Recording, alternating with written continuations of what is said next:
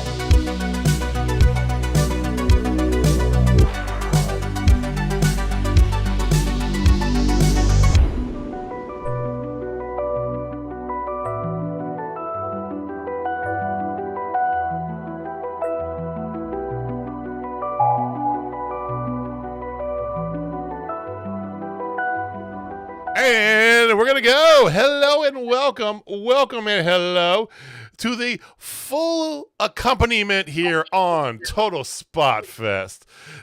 That right there is the returning Austin Reddick. Big round of applause. I'm back from my spring hiatus and ready to talk some wrestling. Yeah. He had a little spring break, a little extended spring break, a little bit of birthday, a little bit of work stuff going on. But as always, that's Jamie. I'm JJ. This is Total Spotfest. Hello and welcome. If this is your first time here, please join us every week. We do this every Wednesday, approximately half hour-ish after Dynamite ends. And you can definitely hit that follow button down below, subscribe, and you hit the bell to know when we go live. Hit the thumbs up. Helps us out quite a bit. How have you boys been doing? Been busy, man. Been busy. It's nice to be back home. Stressed out, but good. Life's been good, man. It's just, I'm in full throat of stressful season of softball. Yeah. My girl, we had a tournament last weekend, which I told you guys earlier that they took it down. They won it, which was really awesome. And then Audrey got a tournament this weekend, and then they both have a tournament the following weekend. It's just, that sounds. Well, it's interesting because you're down to just the two doing it, so it should hypothetically be easier now. But no, sure. But I'm coaching both of them now. Wait, hold on. You're coaching Audrey's too? I'm assisting on that one. Oh my God!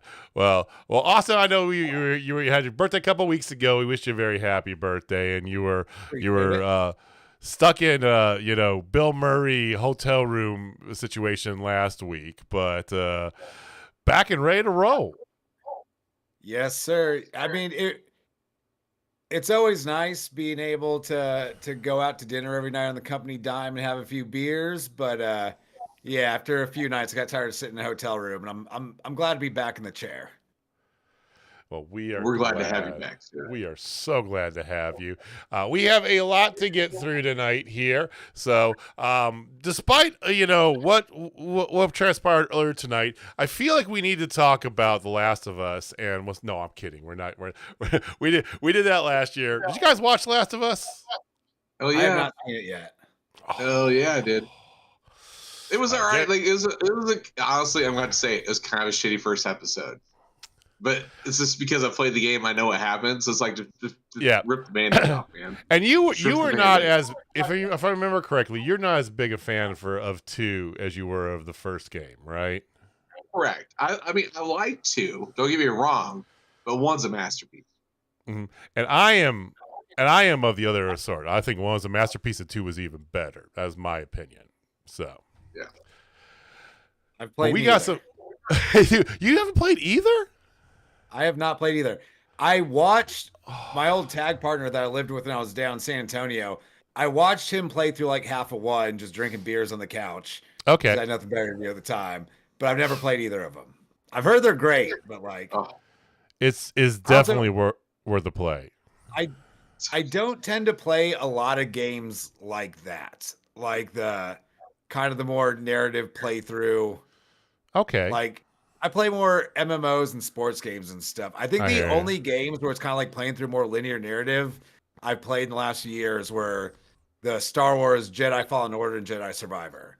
But like outside of that, that's been about it. So good. Good. Those are so good. I've actually become somewhat friends with one of the UI designers from those games.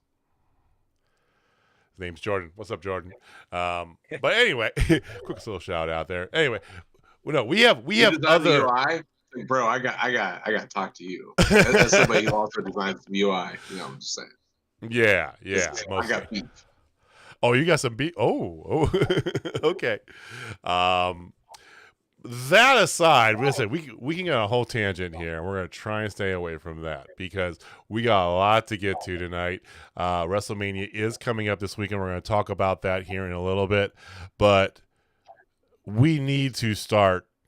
We need to get this off of our chests to begin, gentlemen. Dynamite tonight. First of all, longest running episodic wrestling program in the Turner Network's family of networks broadcasting history as of tonight, which are very keen to let you know that a whole lot. As they should be. As they should be. 289, 289, 289, 289. But my God, we cannot even begin to get into tonight without talking about what may have been the greatest television match we have ever seen. Will Ospreay-Takeshita. My God. I mean, in the middle of this, my wife texted me and was like, I can't believe this is on TV. Right? Like, that was free. The only times you got to subscribe to have it, but like free-ish. True. But the only times they've met up in AEW has been on pay-per-view. But not tonight, Revolution, boys. which was also a banger. I mean, God, yeah, that Revolution match. Was this better than that Revolution match? I think so. Yes, absolutely. I have to rewatch it.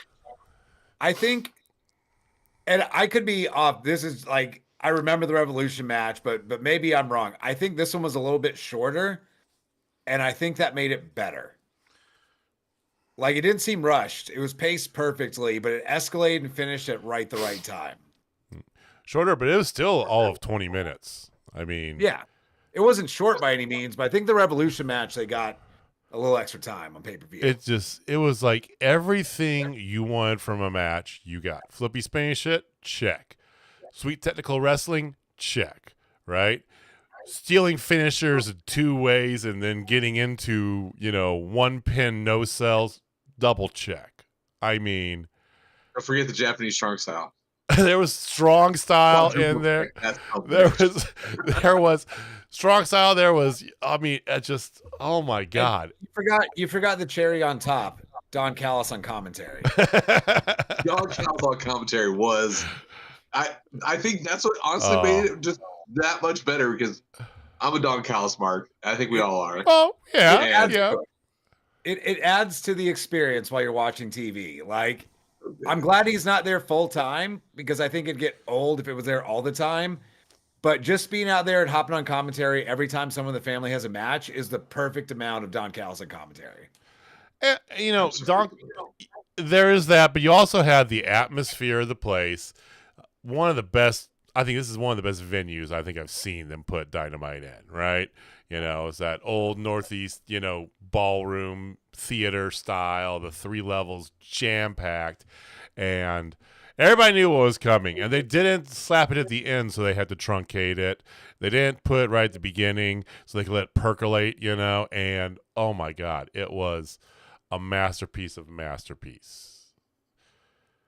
Which makes me think here real fast. Was this the best television match you guys have ever seen?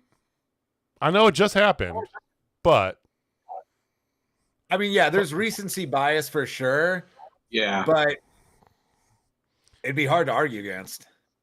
I mean, I still remember when Goldberg beat Hogan when he ran the gauntlet at the Georgia Dome.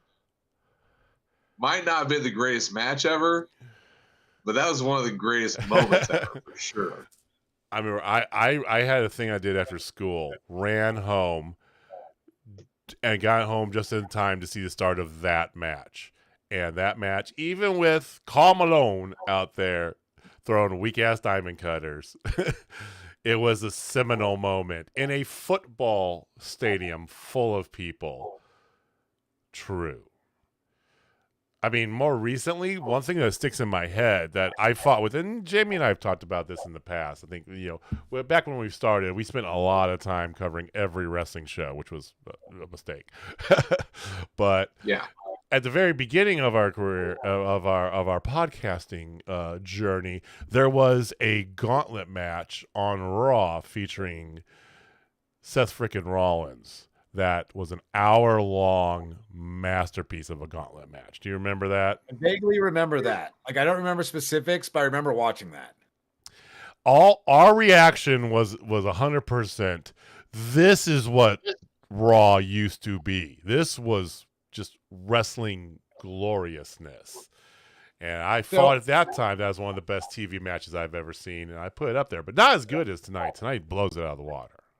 Probably around that same time would have been the John Cena Kevin Owens TV match for the U.S. title. Oh yeah. Oh no, Cena and Owens may have been on pay-per-view. That was a little before, yeah. And Cena and Cesaro was on TV as well. Like, there was that string where Cena was going out there and just putting all the mid guys, like having a good run with all the mid card guys. I think for me, the greatest TV match of all time, and this is, if you're looking objectively, it's probably Ospreay and Takeshita from tonight. But for me, I guess it's more fair to say my favorite TV match of all time is still William Regal and Cesaro from NXT back in the day in Regal's last match. Okay. That is a masterpiece. Okay, yeah. Different style, of course, but that is just a masterpiece in pro wrestling storytelling. Yeah. The Cesaro Sami Zayn 2 out of 3 falls is up there as well. Like, that's an outstanding TV match. I would also wager the Mankind winning the WWE Championship. That'll put some butts in the seats or whatever they said, right? And immediately everybody turned over and watched that match. Again, maybe not the greatest match, but sort of akin to Goldberg, the moment.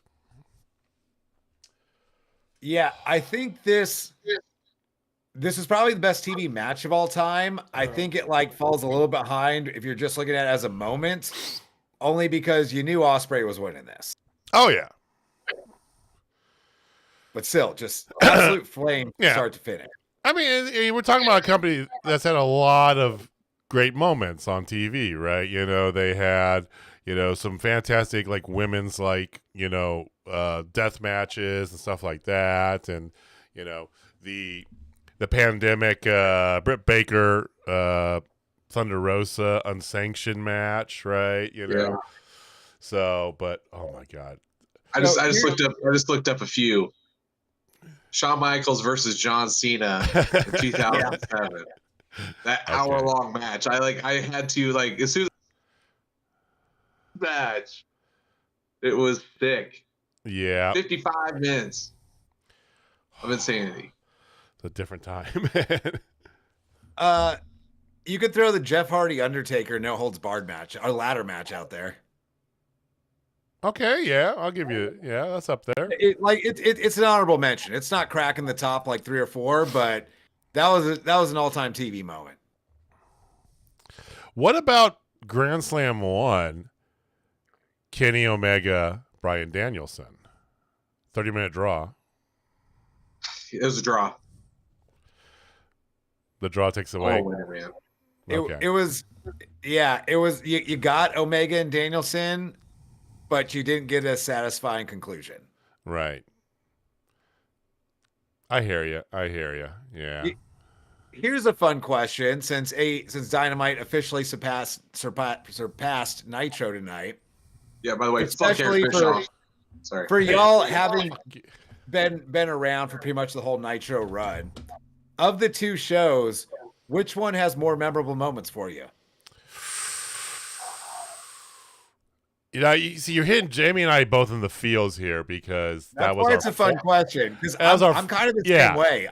I might have to say Nitro, just because like that's when I was. I mean, a kid. but that was me and Jamie. Those were our formative years. Yeah, those were high school. It's like, oh. See, I missed early Nitro live. Obviously, I've watched all of them since then. Yeah. But I also didn't get on board with Dynamite for the first year or two. Like, it took me a while to start watching AEW regularly. Yeah. It's a hard question. Yeah, I have to go Nitro just because, I mean, honestly, NWO, so many great NWO moments. Goldberg, even though he couldn't wrestle, was just a phenomenon. The list of Jericho? Just Jericho in general. Jericho. The list, that's WWE. Jericho had the 1,004 moves. Okay, I'm sorry. Yeah, that's what I meant by the list of Jericho. His 1,004 move list. Number 4, armbar. The moth-covered three-handled credenza. number 73, armbar. They went to break. Came back and he was still reading it, and it wasn't like they paused. No, he literally read through the entire break. The best part of that whole segment, love to been in the crowd for that one. The best part of the whole segment was him holding the reams of paper, like the old school, where they're all the sheets are connected. The dot matrix stuff. The dot matrix stuff. Yeah. I don't know. See, you had young Rey Mysterio. You had the cruiserweights. Like, it was just a different. You had the middle 30-40 minutes that was all lucha, right? So, as tough as it is for me to say that, I'm gonna say Dynamite.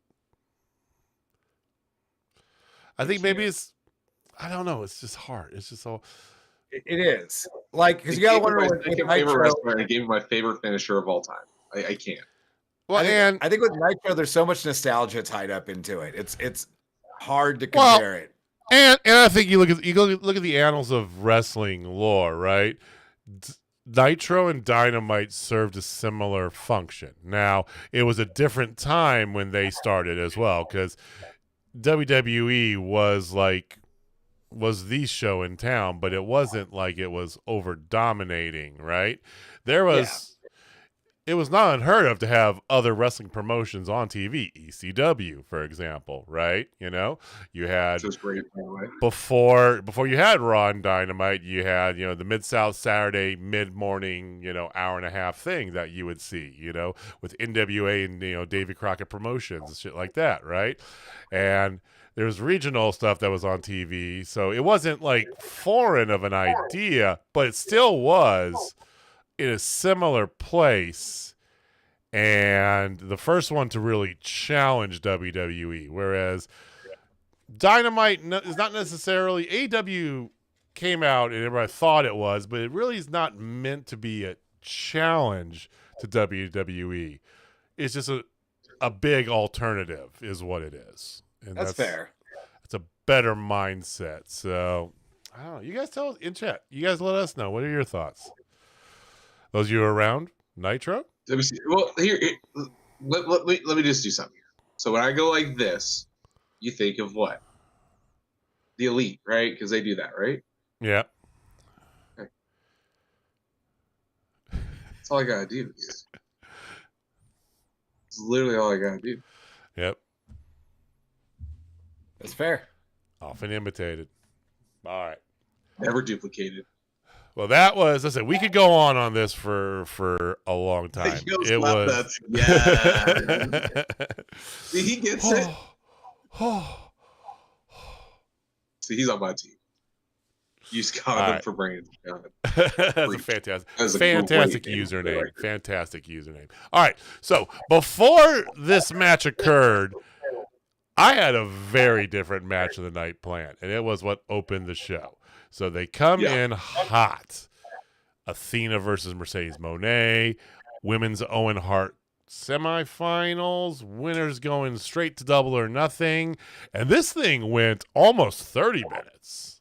I mean, bro, they're giving women's wrestling some actual time for once. 23 minutes, to be exact. That's how much time that match should have got. I think, yeah. And I agree. And of course, you're in Boston. You have, Mercedes hails from Boston. Makes sense, right? And you're giving Athena kind of a grand Dynamite reintroduction. Okay, right? We know, but reintroduction. Everything was great this way too. It was very similar, fashion to back and forth, close calls, all this stuff here. They go outside, they try to do something really ridiculous, which I'm glad they definitely did some sort of audible, because they were climbing up on that barricade in a way that made me very nervous for a hot minute. I'm just like abort, whatever you're doing, abort right now. Change it up. I don't know if they did or if they would, but they didn't. Nobody died. But then it goes in and it becomes not a traditional, which I like. It wasn't a flat out, but it was a different type. But it was Mercedes getting the victory over Athena, to which these two gentlemen are going to talk about how bad of a call that was. Go. Wrong kid died. That's all there is to it. It was the wrong call.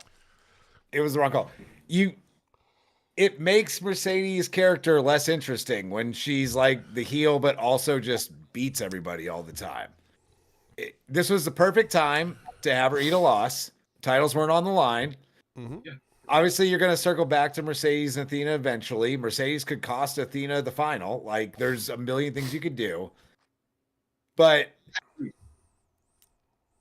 this was your chance to make a new star in the women's division by getting Athena this win. You just brought her up after sitting in Ring of Honor for years.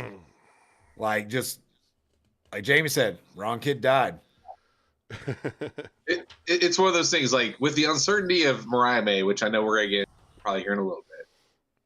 But with that, like, you had a perfect opportunity, because people do know who Athena is from her WWE days, and she's been crushing it over Ring of Honor. I mean, one Miss Heidi Hauser having a wrestler in Wichita, Kansas. So people know her. We've seen her. She's amazing. We got to see her go against Swerve at Wrestling Revolver. Like, she's got the goods. It would have set up such a beautiful storyline to have Athena beat her and have freaking Mercedes lose her ever-loving mind. I wrote this out in my head. Like, this was easily a double or nothing match to have Athena take the belt from her. Like, it was just perfect, down to every last minute detail. And then what they do, they fucked it up. And very clearly drew the line in the sand that they're going to have Mercedes versus Tony, more than likely, at All In. Well, Tony was in the stands, which I thought was great. People went nuts. Well, yeah, sure. Yeah. And it's always great to have Tony there, but I'm with you guys. One string banjo. It feels just like a one string banjo, and they're not getting any depth to Mercedes' character she hasn't lost, and you're basically just putting a rocket on her towards Tony, which just the most obvious thing you could do, yes, is it going to be like one of your marquee matches? Absolutely. I know that's how you sell tickets. I get it. Just don't like it. Yeah, it seems like that's the direction they're going. There's, at least with AEW, you can often hold out hope that there's the small chance they'll pivot course. We haven't seen it with the Death Riders, but we've seen it in other things. Well, they kind of did today. They did, yeah. We'll get to today. I got words on that. Well, I got lots of words on that one. We got pins all over this bitch. Freebird rules, man. Freebird rules. I don't like the idea of both women's titles being in one match at All In. Thank you. I think Tony versus Hayter and Mercedes Statlander 3 at All In makes a lot more sense. Yeah. So I'm still hoping we get there somehow. Or Mercedes Athena. Yeah, or Mercedes and Athena. Maybe we're wrong. Maybe Athena's the one who loses her mind, because she hasn't lost a match in over 1,000 days. She lost that's true. Didn't she lose the one in Japan? In AEW. or an AEW / Ring of Honor. On American soil. On American soil. And did she eat that pin at Wrestle Kingdom? Yeah. Yeah, she did? She did. Okay. All right. She ate it. Well, they're very keen to say she hasn't lost a singles match, so there's that. Afterwards, of course, you get Tony Storm in the stands, and then you get a quick little hanger promo, very briefly, and then interrupted by the Elite. Here come the Bucks in their typical buckiness, which Jamie loves so very much. I do. But I don't. You do, but you don't. Yeah, I love it. I think it's great. It's like me. People love me, but they don't. It's like Jamie's an asshole, yes, but he's our asshole. That's the thing, you know. You're scumbag.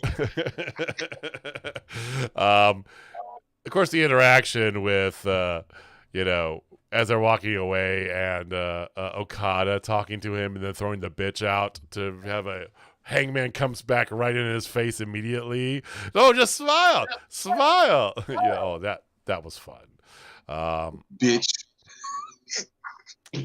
Which subsequently walks right into there's only 5 matches, and Austin had a fantastic analogy for how you can grade these matches here. It's on a curve, but I'll let him get to that in a little bit.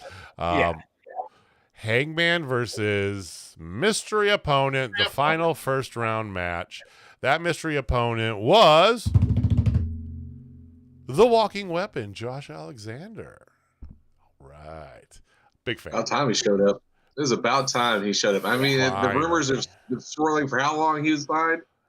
About freaking time. And did he disappoint? Absolutely not. That dude is so damn good. And he had such a great dance partner and hanger.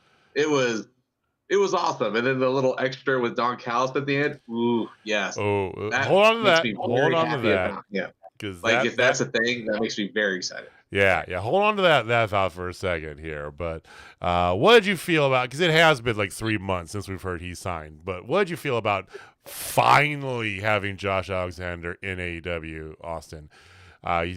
Good for him, of course. But do you think it's going to be good for the product for Dynamite for AEW? Yeah, absolutely. Like Josh Alexander is a net positive to any wrestling show he's on, but especially this one that is focused on the wrestling part of it. Great way to debut him as well. Like, it's fine that he ate a loss. You've got so many just elite top guys, and not saying that Josh Alexander is not one of those, but not every guy needs to come in and win all the time. Yeah. You got to see him go toe to toe with one of your mainstay top guys in Hanger. So to anyone in the audience that was unfamiliar, now you know Josh Alexander is legit, and you gave him a nice little story going forward. Perfect debut. I mean, it's a little bit sad to me, and it's just more the state of TNA more than anything else, too. But they're talking about his history and past, and AEW has always not been one to shy away from telling the truth about what they've done in their past, right? They haven't said specifically WWE things other than they have X number of championships, right, in their history. Yeah. But, at least they had all that. Of course, with TNA basically on its way to being owned by WWE, it's just a matter of time, and it needs to happen because as much as a TNA fanboy as I am, it's time to put them out to pasture. Although they are bringing back Barbed Wire Massacre again. Mance Warner versus Sami Callihan this weekend, y'all. It was I'm not gonna buy it, but it was great to see Josh Alexander because he has long been that guy ever since kind of the end of the North Tag team with him and Ethan Page. Yeah, he's been on that trajectory to be. He was the top guy. I mean, he's what new TNA put as their cornerstone, right? And of course, Anthem fucked everything up. But, he's been linked to potentially being in WWE and AEW and all this and that. And I think it's great to have him in a spot where he doesn't have to be the top guy, but he is a fantastic add to your roster. And let's talk about the Don Callis Whisper.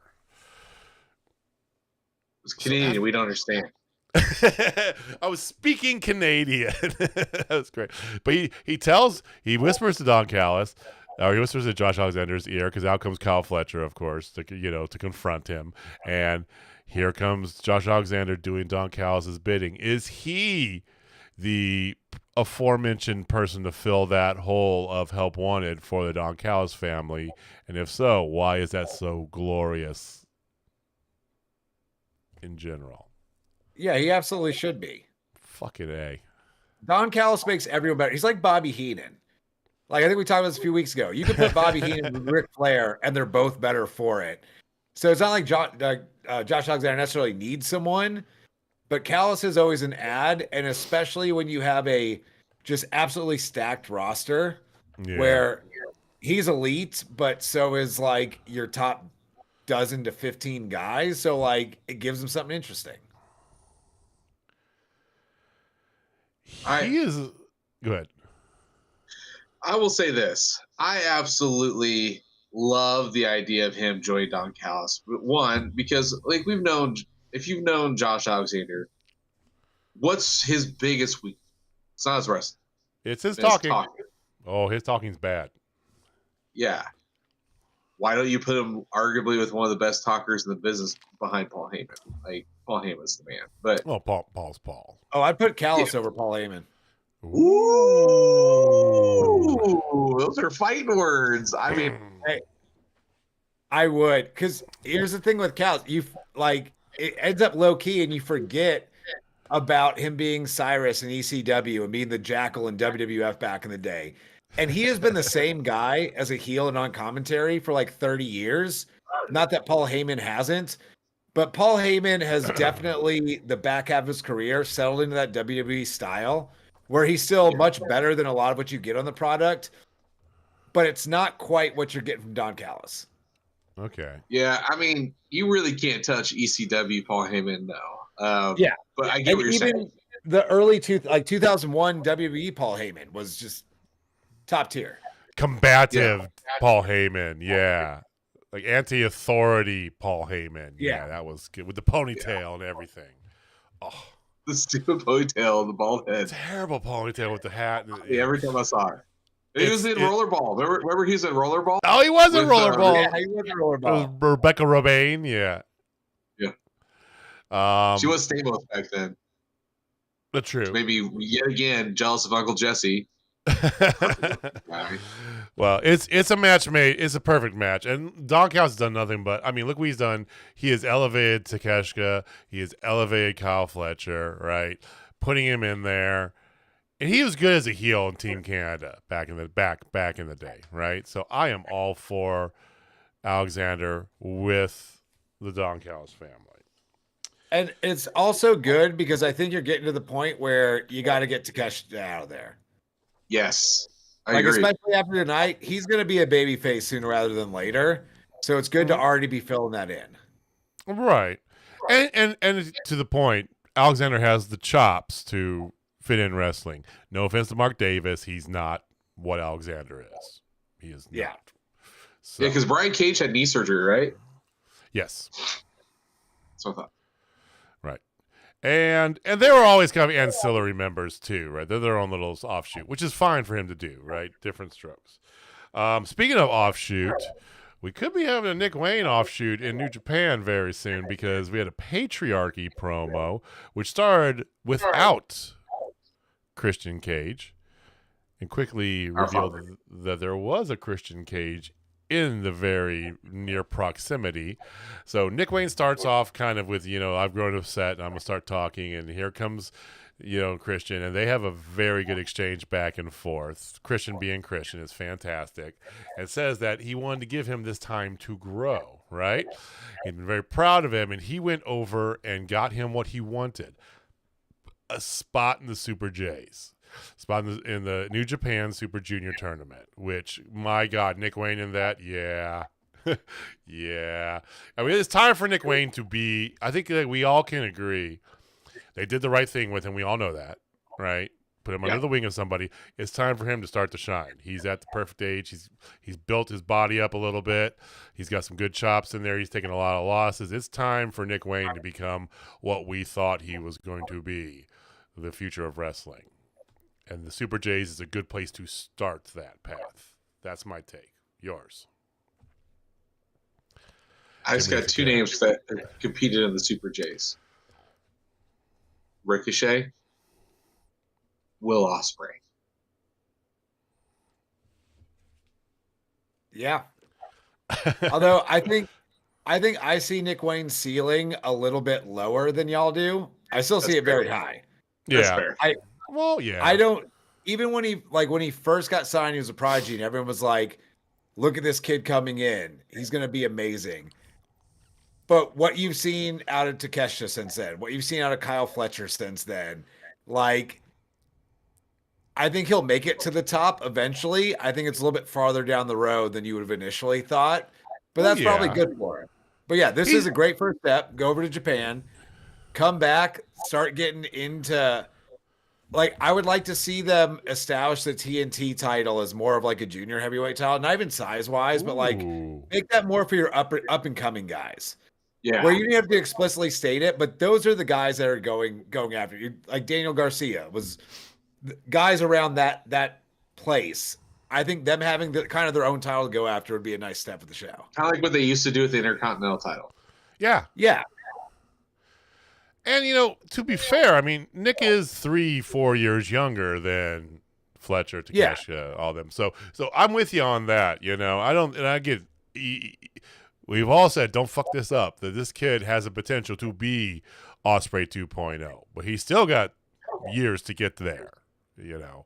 But this is fantastic, good step. And another reason why you guys should watch some New Japan wrestling if you're not already. Right, Jamie? Yeah, because they literally are losing 2 big-time players in New Japan. Oh. And one of them is confirmed to go to the Fed, which I think is actually a great move for him. And Jeff Cobb. What do you guys think about Jeff Cobb going to the Fed? I mean, it makes sense. I think he fits in the Fed. I think the Fed will do him good. I think that for what he is, he'll get lost in the shuffle in AEW. You know, be thrown into the big meaty men area, which we don't have a meat championship yet, so we can't have him over here. One day. I'm fine with it. I think it's good for him. Yeah. I see Jeff Cobb getting kind of lost in the shuffle no matter where he goes, which is unfortunate because I love Jeff Cobb. Jeff Cobb is phenomenal. Right. I don't see, like, in AEW, there's so much talent there already and top talent that just by the way they work, they're going to outshine Jeff Cobb. Like, he's just not going to go out there and give you what Ospreay, Takeshita, Fletcher, Ricochet, Swerve, like all those guys give you. But he's so good at what he does. But I could see him going over to WWE and, like, doing what they were doing with Bronson Reed for a while. Or he'll be the monster of the week, and then he'll just kind of, like, settle in. But, dude, go make your money. Like, I'm sure he took whatever deal was better for him, and good for him on that. Yeah. I like the idea of him going there. I think they need somebody big like that. And plus, it seems like they're almost slow. I don't know why I feel that way, but he was a legit player. You might cut out. You cut out. You have mic issues tonight, man. I am. I don't know what's going on. I wonder if it's my stupid cat. Your cat probably is fucking with your cable. Okay, say that again, though, Jamie. What would you say? No, like they're rebuilding Lucha Underground. So basically, essentially, yeah. I mean, he was in Lucha Underground. Like, I think that'd be fun. Like, I'm excited as much as they want to put him on my TV. Like, I'll tune in and see. I think it's going to be good. If they put him on TV, they'll put him with the Wyatt Six. Well, we shall see. But we're going to see. Really quick. Yeah. I know we're going to get WWE later, but since you mentioned the Wyatt Six, do you remember when they debuted and you were super hyped for it? And I told you, what are they going to do next? Like, this can't be sustained. I know Bo Dallas has been hurt, but even before that, they're like, they heated him up and they're like, shit, what do we do now? Come on. Yeah. It was very much like the first Hangman Adam Page championship run. Yeah. Tell you what do we do now? I don't know. This build was great. That would have been longer if CM Punk wouldn't have shown up and decided he wanted to be champion. Right. Well, and then the whole thing is just like, you know, you build it up and you oh shit. Anyway, not a full "we told you so" moment, but we kind of told you so. We'll swerve right back into AEW though. anyway, still great to see Nick Wayne. He does have a match tomorrow night. So tomorrow night is alive because NHL playoffs do begin this Saturday. So tomorrow night is a live collision. He's going up against Commander for the ROH. Is he TV champion or pure? Yeah, TV. Going for against the TV champion. I hope he wins it too. I think that's good for him to going over there with the belt on around his waist, even an ROH belt. That's fantastic. So I think he will. Yeah. A couple announcements scattered throughout the night too. Let's talk about them real fast because we have yet another Grand Slam going on this year. But oh boy, Grand Slam Mexico is going to happen on Wednesday, June 15th in Mexico City in partnership with CMLL. Bro. I know that makes you happy. Oh, dude. And just think about it, because you know how Mexican are. I don't know what stadium they're going to be at. I don't think they're going to be at the Azteca, but oh my God, imagine that. I think it's at Arena Mexico. Is that Arena Mexico? Okay. I think I saw that. I could be wrong, but I think I saw that. Okay.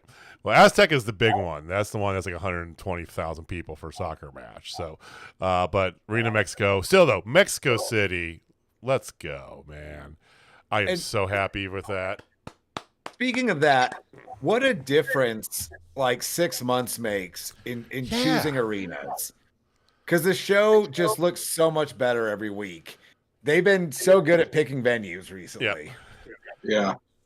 It is at Arena Mexico. You got it right. I looked at the. It is Arena, and the thing is, so you're going to these overseas shows, and going to have fantastic crowds. They say shows because they also announced that the official date for London's Forbidden Door is going to be at the O2 Arena. It's going to be on Sunday, August 24th, and the Wednesday before it is their Glasgow, Scotland debut of Dynamite. Oh, let's go, boys. I think that in itself, not just those two shows, but the fact that they're able to draw international crowds is almost as impressive as them outlasting Nitro. Yes. I mean, it's a boom. It's now a tradition for WWE on the road to WrestleMania to do that with all their European shows. Look how good they are. And now we're going to get like that same flair and fever and, chantiness in an AEW show. Oh, come on. I think WWE's doing a European tour that same week. Oh. Ooh, to be a European I'm fairly wrestling certain fan. those overlap. Perfect. Fantastic. All right. So next match was before we do that, there was a quick look at FTR from Collision last Saturday, which is basically them coming out there saying "Bear," and then going after Tony Schiavone, as well as Nigel McGuinness standing up for Tony Schiavone, which is interesting. And then, Matt Menard, they beat the bloody piss out of him. Daniel Garcia, they love, they hate, they love, they hate. It was more or less FTR on the warpath. And yeah, give me. Can we just FTR is just so much better. Can we just talk about Matt Menard, his promo after being bloody though? Dude, that's probably his finest work ever. That man can promo all of his anything. work is his finest work ever. He's always on. I mean, he's so underrated. I will say, Jamie, that one week they had him do that live promo like Don West at the merch table thing. That may be his finest work ever, but this is a close second. Since we brought it up earlier, I'm just now making this connection. Matt Menard reminds me of early Paul Heyman. Ooh. Like how he can do like the kind of fun haha stuff, but when he gets serious, okay. He reminds me of that like ECW era Paul Heyman. There you go. I like that. Yeah, I'll give you that. He's got those influences. I like that. I like it a lot. Next match was probably and this is not a slight to this match, but probably the weakest match of the night. But it was Gates of Agony versus Hurt Syndicate for the tag titles. Hurt Syndicate's so over.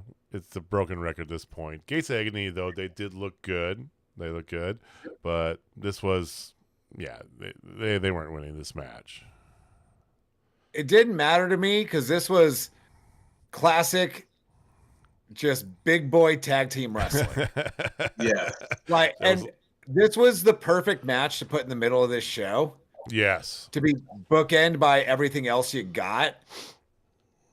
This was outstanding in its own right for what it was. And you had mentioned earlier the comments I made about the whole show. If you grade Ospreay and Takeshita on a curve, because no one's going to touch that, it's like Michael Jordan playing rec ball at the Y.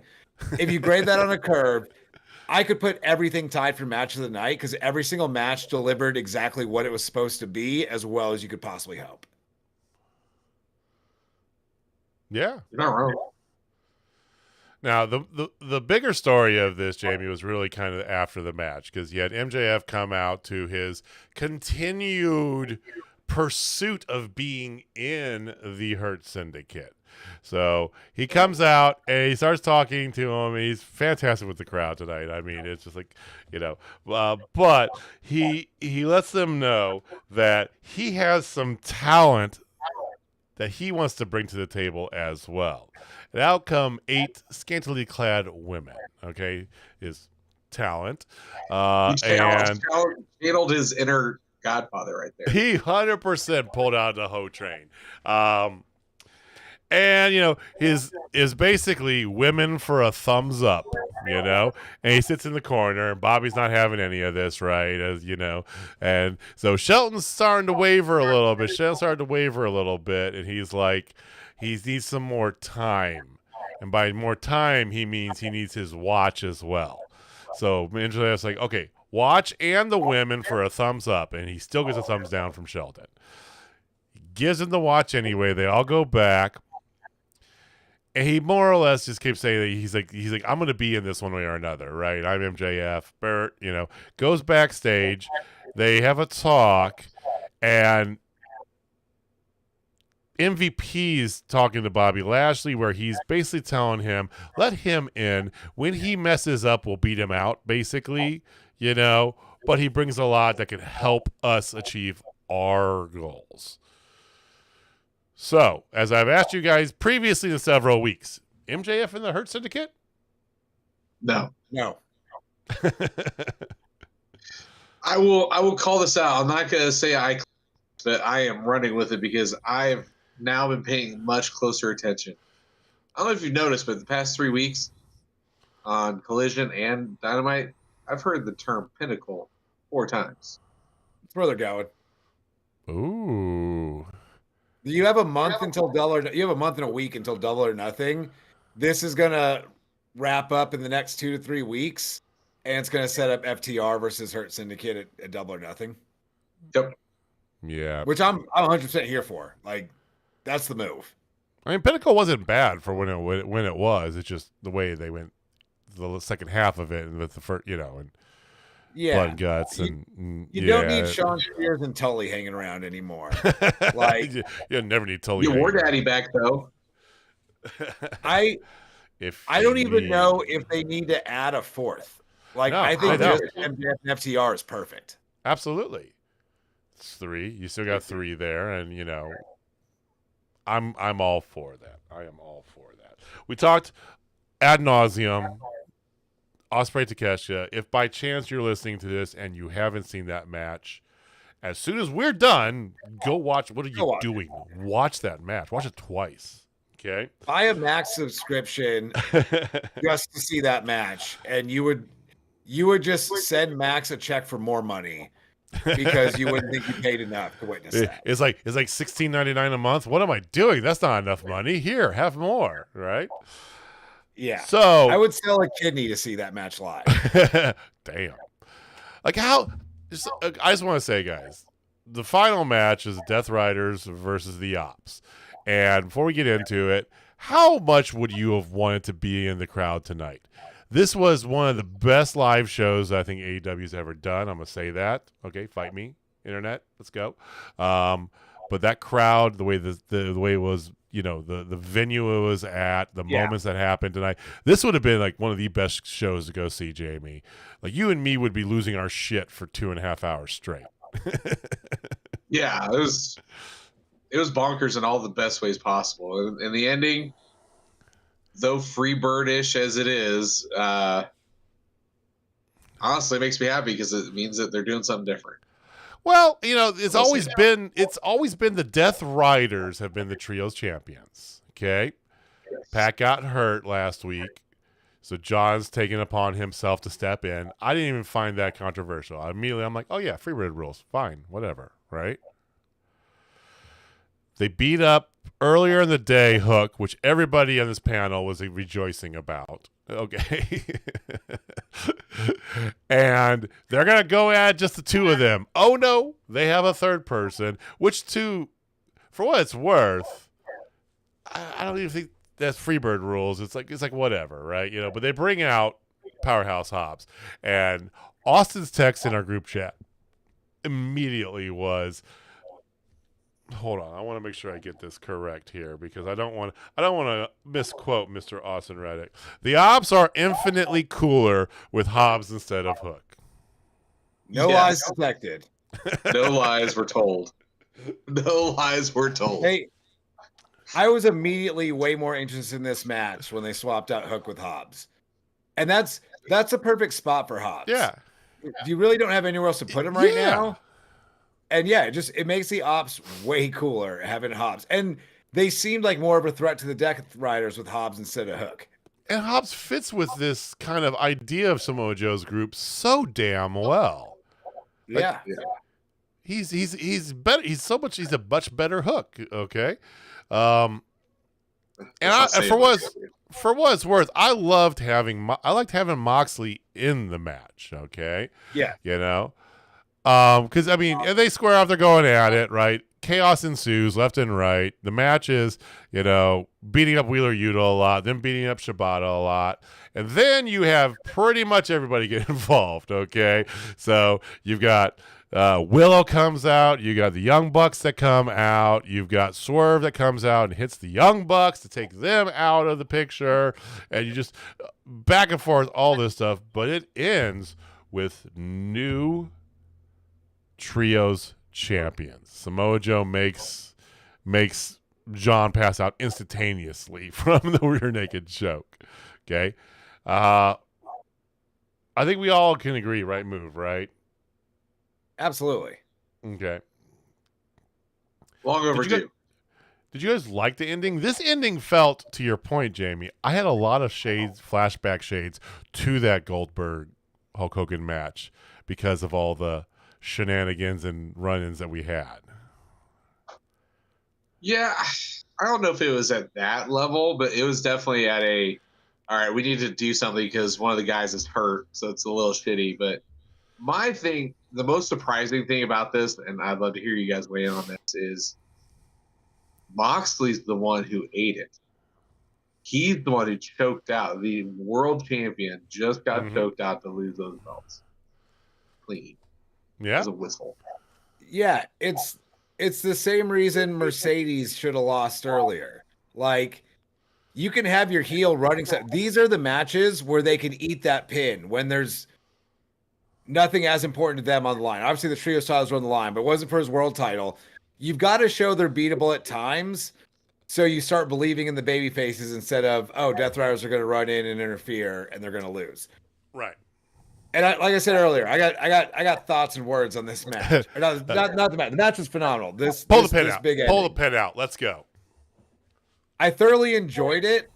This was a very WWE-esque of let's give you that big cool moment at the end, and hopefully you forget that you have not enjoyed the last 4 months.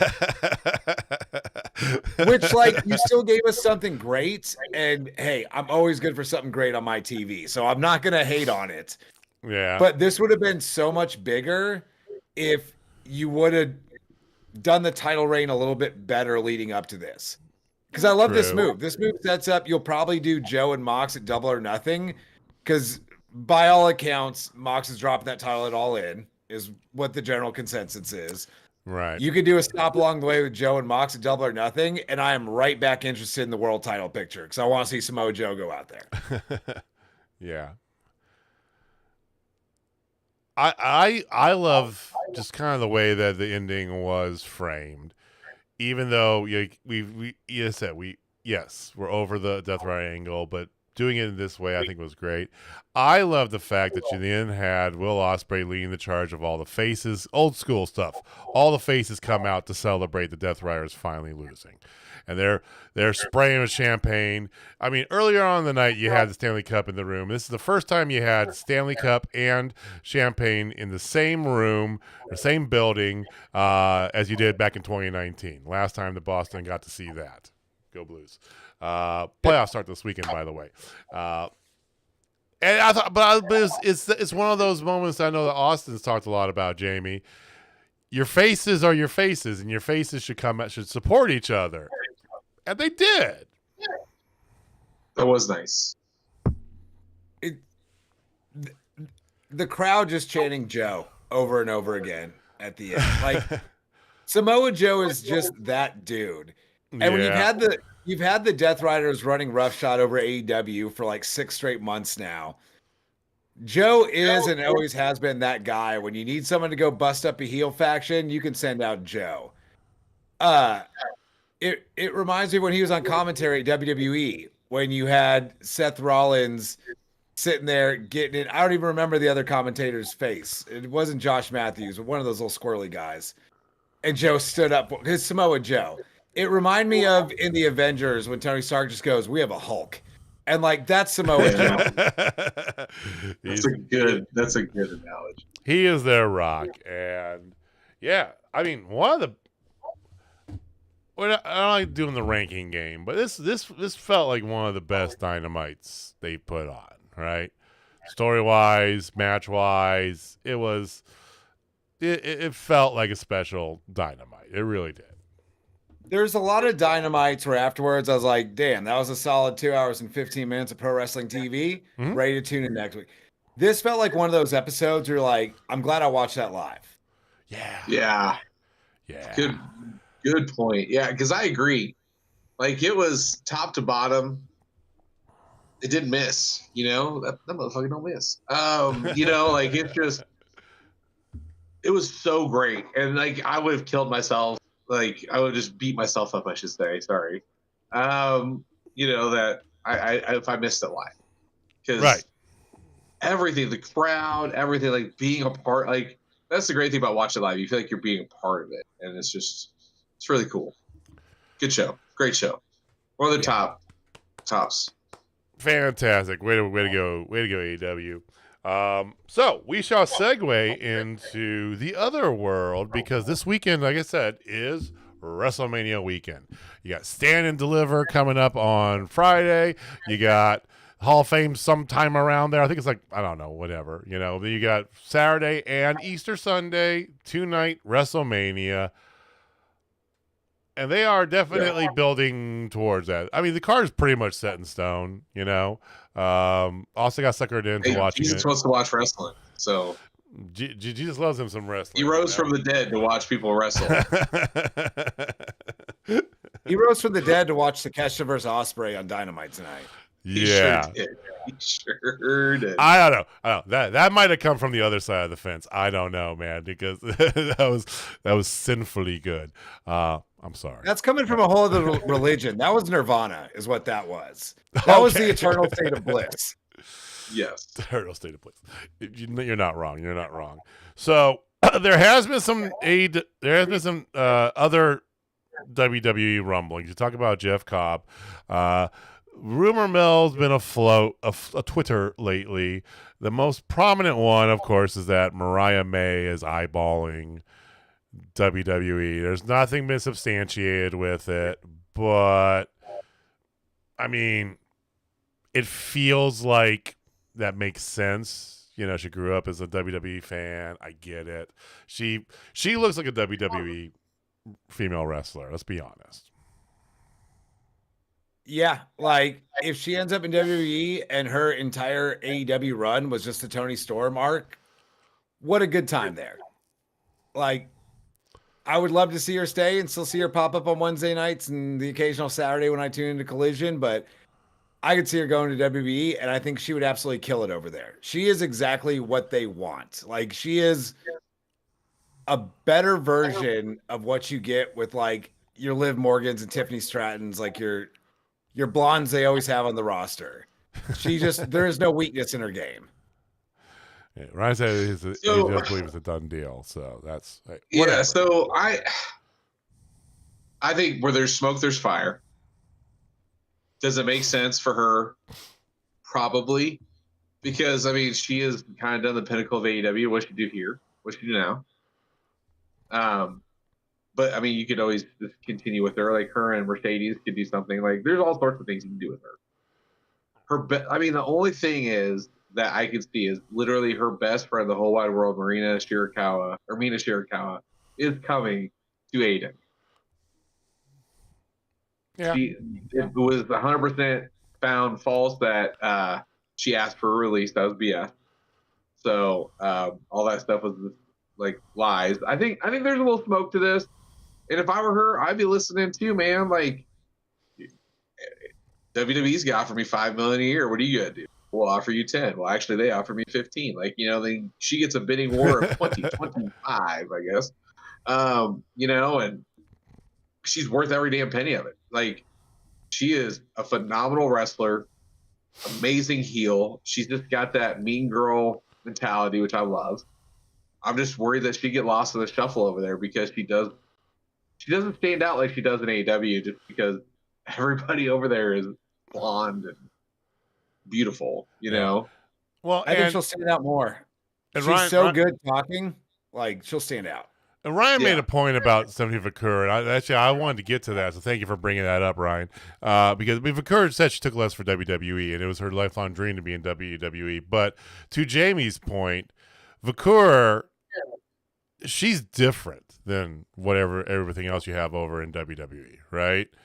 She is not the same mold as, you talk about like the blonde Tiffany Strattons and all those of the world, which is, the old Vince era sort of, carbon copy what I want from a star. And Vaquer is a very special individual wrestler. Let's speak 100%, right?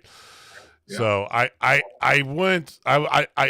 hate making the comparison, and you're very right, but I hate making the comparison between Vaquer and Mariah because it is two very different people and very different mindsets, right?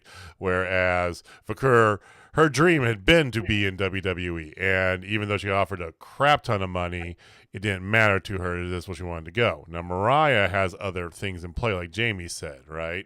With the Mina Shirakawa thing, and that she's already been on the top of, she's been in. Vaquer just she moonlighted. She came in for a brief little stint, but she was never a part of AEW. So she did it for a spotlight. It's just a different Vaquer animal. Did exactly what she needed to do.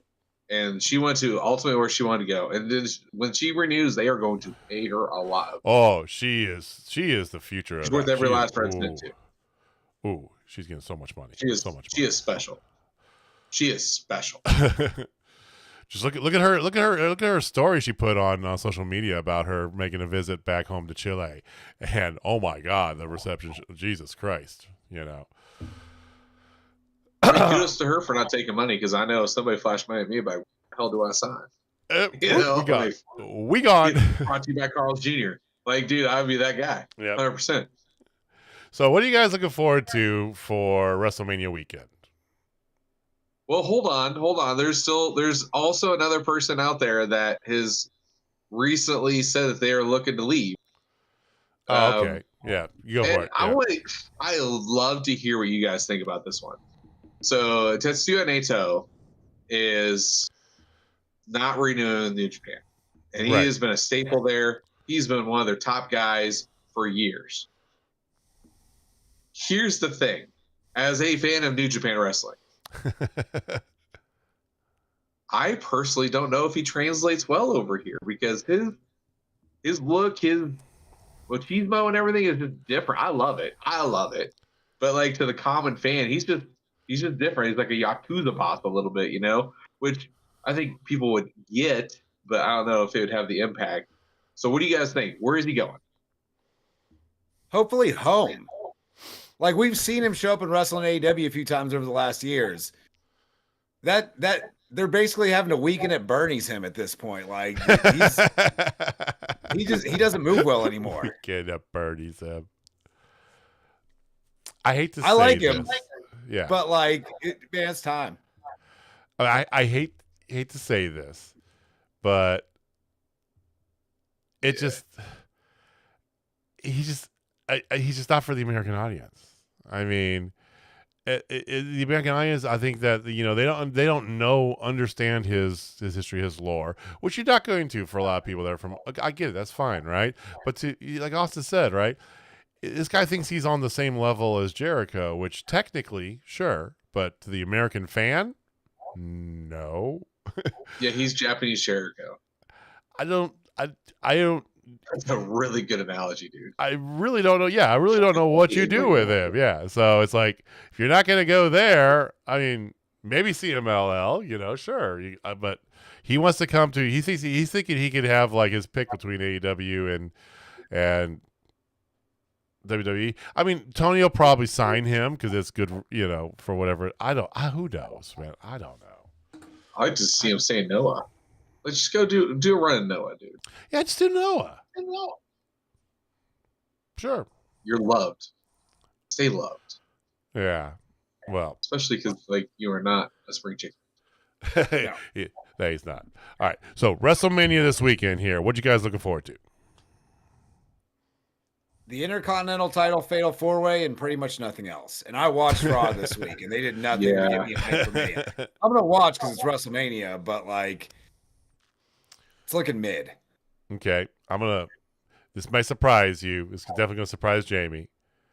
But I'm really looking forward to that three-way between CM Punk, Rollins, and Roman Reigns. I think that's going to be a good match. I think that's going to be a WWE-esque epic match. I personally am looking forward to the independent shows I'll be running that weekend and be able to watch some really good wrestling that happens. Thriller. But no, honestly, there are some really good matches. I am looking forward to LA Knight and Jacob Fatu. I love me some Jacob Fatu. I just hope they don't F this up.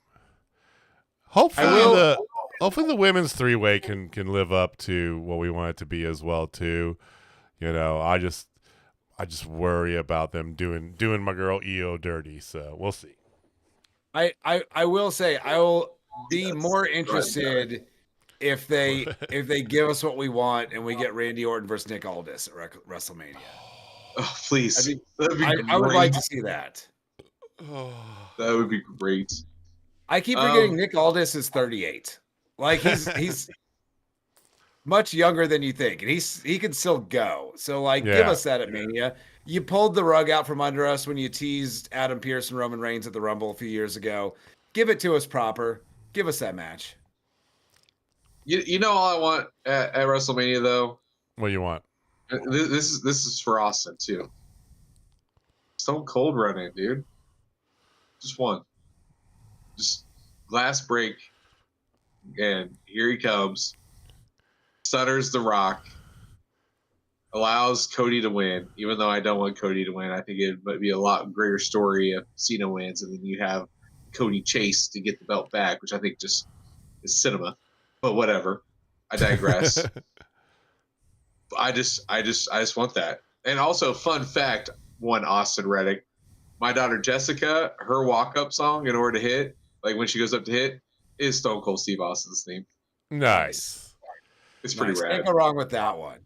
No, it's pretty parenting rad. Done right over there. Speaking of overbooked good craziness, Ryan, like I said, that the final night 2 match with Cena and Cody is just going to be so overbooked. Oh my god, it's gonna.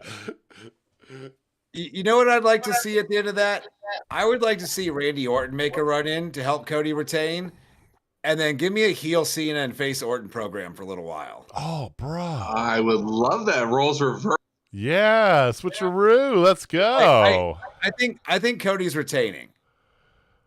I do too. I don't want it, but yeah.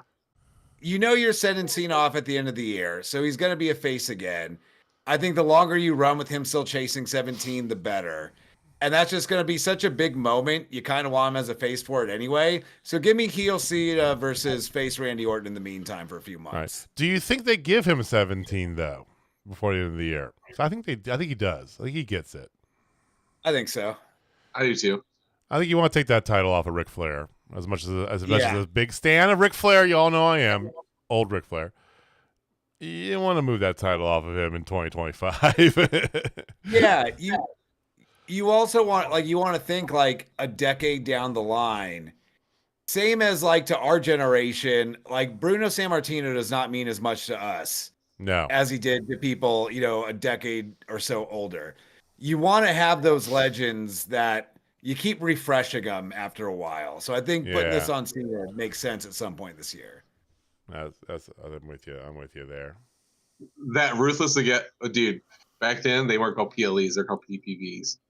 That's how old that is. Yeah, but no, I'm right there with you. Like, I love it. Yeah. Back in the good days when the TV show made you want to buy a pay-per-view. Or then they switched it to the WWE Network for $9.99. Like 87 promos throughout the night, interweaved throughout the show, to buy the WWE Network for $9.99. For $9.99. Remember when they invested in Tout? And for like a month, it was everyone talking about Tout, and then it went under, like many startup social media sites do, and then like just never got mentioned again. Oh my god, good times. Well, is there anything else that you're looking forward to this weekend, Jamie? Well, of course. That's winning my belt back. I don't think so. Even though I don't physically have my belt because Austin has been out of town and not able to mail me my rightful belt. I am looking forward to. I'm going to win it back this weekend anyway, so like, why waste the postage? So as the founding member of the FWO and Austin, thank you for being such a valued member, but it's time for the belt to come to Daddy. He's been without it for 2 pay-per-views. That's a long time for him. I've had to do a lot of soul searching and trying to figure out who I am as a pay-per-view picker. Arguably the greatest pay-per-view picker of all time. So I have not only changed physically and mentally, but I've also decided I am the greatest. I'm the greatest pay-per-view picker of all time. And even though you may have that belt, I have something that is so much better than that belt. You want to know what I have? I have the FWO pay-per-view championship belt. You will never have this. You'll never win this. This is for the greatest pay-per-view picker of all time. And like I said, I changed mentally, and I definitely changed physically. That's right, ladies and gentlemen. I have decided to get more aerodynamic for my pick. Jesus Christ. It's going to be amazing. This fucking You're basically Kyle Fletcher now. I do. I'm in my Kyle Fletcher area. Kyle Fletcher minus 35 abs. It was like 100 pounds. But it's all good. Oh, my God. That was so hot in my head. Oh. You really are. You really are. I'm not going to tell him it's not totally in frame. I'm going to let him just figure that out. So, well. I'll just talk like this. Now you got to get a little FWO title graphic to put in the bottom corner of Jamie's screen. Do I? I don't think I do. I really don't think I do. Absolutely. No, I don't think I do. I'm the greatest pay-per-view picker of all time. 70% of the time, I'm right every time. I just piss excellence. Well, and now I have Austin on my side. We cannot be defeated anymore. Well, I'm going to win this weekend, then we'll each have a title.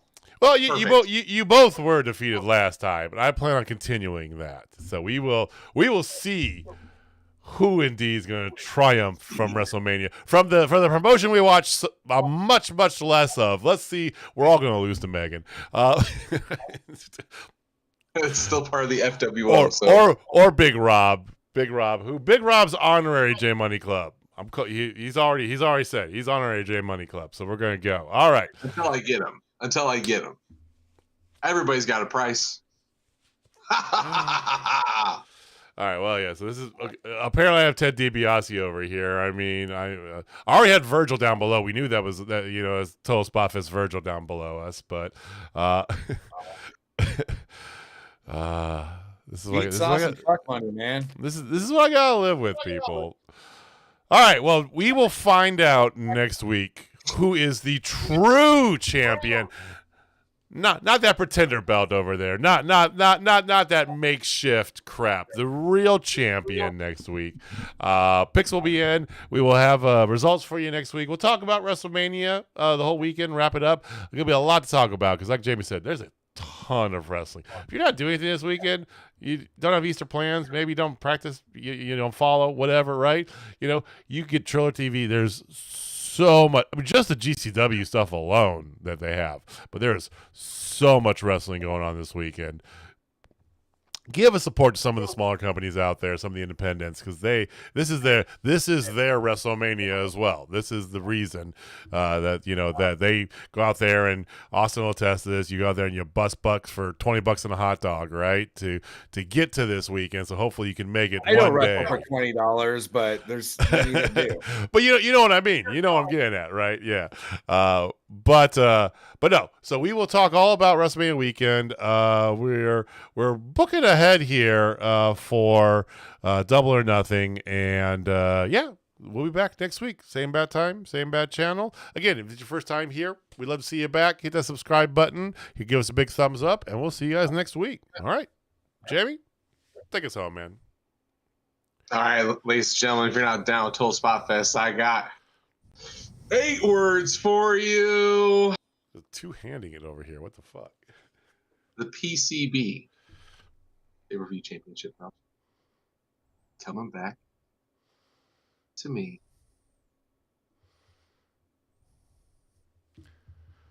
The PCB is coming. Do letters count as a word, Austin? I don't think they do. We got to put like a character limit, like I think we one need hand. To. Redo. If you're not down with Total Spotfest, I got 3 words for you. Fuck Eric Bischoff. There we go. All right, guys. We'll see you next week. Peace. Later.